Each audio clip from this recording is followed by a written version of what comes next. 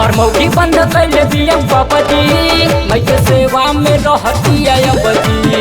हमर मौगी बंद कैले बिया बाबाजी, मैं के सेवा में रहती अबजी।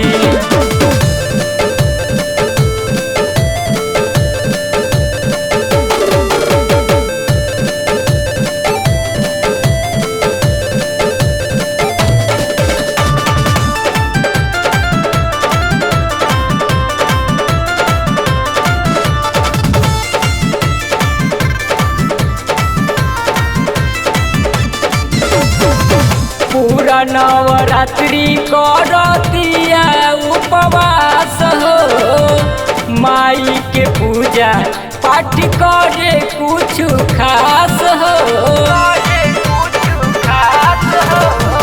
पूरा नवरात्रि करतिया उपवास हो, माई के पूजा कुछ करे असो खास हो।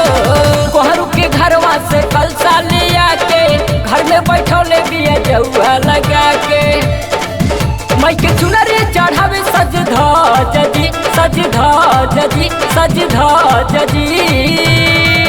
हमर मौगी बंद कैले बिया बाबाजी, मैं के सेवा में रहती अबजी। हमर मौगी बंद कैले बिया बाबाजी, मैं के सेवा में रहती अबजी।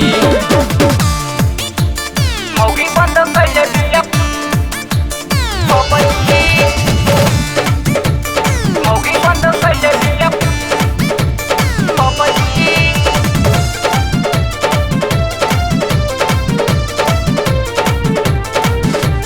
बोली बोली दुर्गा मैया की जय। मौगी बंद कैले बिया बाबाजी। दोनों बेरा आरती उत करतिया रोज हो, संघवा में बाड़े ओकर ननदन मनोज हो। दोनों बेरा आरती इत करतिया रोज हो, संघवा में बाड़े ओकर ननदन मनोज हो। मम्मी पापा संगे सबके ले जाइबो, मैहर वाली के दर्शन कराइबो। मैया दुखवा के हरली है सबजी, अरे सबजी, अरे सबजी। हमर मौगी बंद कैले बिया बाबाजी, मैं के सेवा में रहती अबजी। हमर मौगी बंद कैले बिया बाबाजी, मैं के सेवा में रहती अबजी। AG recording studio Silvassa.